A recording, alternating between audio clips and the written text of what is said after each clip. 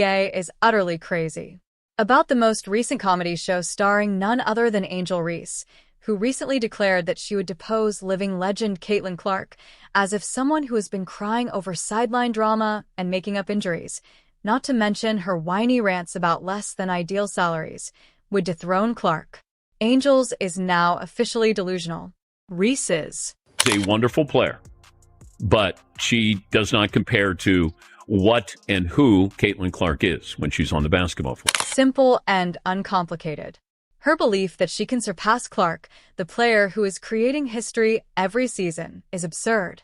Reese's sole skill to date is making fun of herself, but maybe she's receiving accolades for being so pathetic. If that's the case, Reese ought to verify her reputation before discussing taking over the NBA. She won't be the star if she switches coaches. She must first alter her mindset. There's nothing that she does where you go, Have you seen her?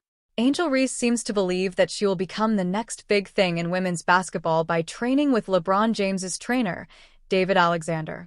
Yes, it's true that working with one of the top trainers in the world will make Reese a superhuman capable of unseating Caitlin Clark. However, while Caitlin Clark is busy honing her shooting and playmaking skills, Reese is out there honing her general movement patterns. You know what matters when you're trying to be the best player on the court. Reese may have had a good run at LSU, but thinking she's in Clark's league is like saying I'm going to drop a new album after singing in the shower for 5 minutes. That's delusional and not competitive. Reese may have been the queen of LSU, but Clark is the queen of basketball, period. Reese is talking about surpassing Clark while Caitlin is already out there redefining the entire game, but sure rays tell memoir about how you're going to dethrone when you haven't even started playing professionally. We've ever lost in our life. I only lost 7 games in my last 2 years at LSU. So it's been hard for me. But adjusting and just kind of have that mindset of just moving on has been something I try to get myself. Let's return to the NCAA championship of 2023. Do you recall it? With that juvenile remark, Reese was frantically attempting to steal Clark's shine by flipping the "you can't see me" motion in Clark's face. Okay, that was a moment, but for all the wrong reasons. Reyes was easily outscored by Clark, who continued to be the greatest player on the court. Reese's major move was a pathetic attempt to stay relevant by attempting to take center stage for roughly 5 seconds while Clark was too preoccupied making history. Nobody is present. No one like Caitlin Clark. In the history of In terms of numbers, let's just state that Reese's WNBA debut was unremarkable. With an average of 19.2 points per game and as many assists as a seasoned player, Caitlin Clark lights up the league. Reyes, on the other hand, averages 13.6 points each game, nearly 6 fewer than Clark, not to mention that Clark topped all rookies in assists per game, 0.4. But she gave it her all at the moment. Now, let's talk about the rookie of the rookie trophy. About rookie of the year. Yeah. What is your stance on that? So my whole thing was when I got drafted, number 7. So I'm cool. The pressure is not even on me because I'm drafted 7, so the pressure shouldn't be up there. So I'm all right, cool. I can just hoop. So I don't know when it started to just break out where I was just in rookie of the year conversations. I'm all right, cool. It's because you began to murder it. But hold on, things will improve. Reese's off-court life has truly become a circus, while Clark is altering the game with every play. For someone who hasn't even proven she can regularly perform at the top level, she got a signature shoe deal with Reebok, which is amazing. Reese is preoccupied with promoting her lifestyle on Instagram, which is adorable and all, but good luck if you believe that will help you fight Clark. If I were you, I would start focusing on basketball instead of the number of likes on postings. However, because Reese liked discussing money, let's talk about it. She's out here whining about how costly life is while flaunting her $73,439 WNBA paycheck. Maybe it's time to start budgeting more effectively, Reese, because you don't exactly live in a Beverly Hills home. In the meantime, Clark is running her company, focusing on the game, and clearly not caring about the price of a Starbucks latte. Let's now have a serious conversation about this unmatched league. Reese hopes that this 3x3 league, which will start in January 2025 and feature 34 of the world's top players, will be her big break. Yes, It's a huge problem because she's entering a lion's den with all these top athletes. I am aware that she will earn $250,000 for the 8-week season, a significant increase from her measly $81,000 annual WNBA salary, but the problem is that she will be competing against athletes who are on a different level. Reese's performance doesn't say, "I'm ready for this competition," but rather, "I need a lot of work." To make matters worse, Reese is entering a league with some of the world's most gifted athletes. Yes, Reese, you may have your sights set on the limelight, but if Reese believes that simply showing up and having fun would make her the next great thing, the attention will be on those who can truly bring it. Critics are already calling this an overestimation, and to be honest, they may have a point. Yes, this league will be thrilling and full of elite skill, but Reese isn't anywhere close to the caliber of players who have already shown themselves at that level. She's in for a severe wake-up call. Therefore, even though she might be revealed, she could also be exposed. If Reese doesn't improve this league, there is no escaping the best. One thing might reveal how far behind she is from Clark and perhaps even emphasize the distance. Before she is on the same playing field, she still needs to go.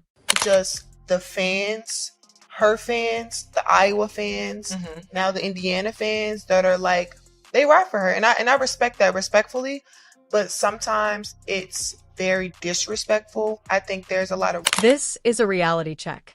Reese may talk all she wants about surpassing Clark in the world of professional basketball, but ultimately those are just words.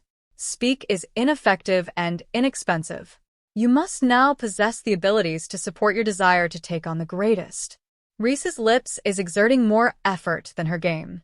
She frequently makes bold claims, but she is incapable of carrying them out. Clark has already proven herself to be the real deal, whereas Reese is still in the "I'll get there someday" phase. Not to be overlooked is the fact that Clark is still working on important projects while Reese is receiving instruction from one of the top professionals in the field. Being the best is not something you can purchase. You can't expect to defeat a legend by simply training with the finest trainer. While Reese is working on improving her general movement patterns through coaching, it's easy to talk about taking over when no one is actually testing you, but when you step up against actual elite competition, it takes years of dedication, constant effort, and most importantly, talent.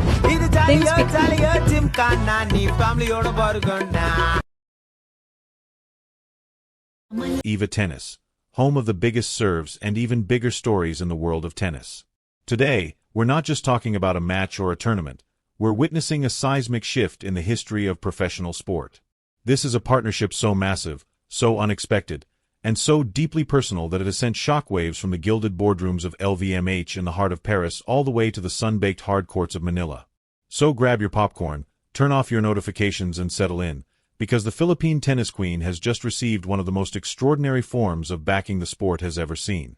You are the architect of the world's most powerful luxury empire, with iconic brands like Louis Vuitton, Dior, Moët & Chandon, Tiffany & Company, Bulgari, and Givenchy in your portfolio, along with more than 70 other legendary names.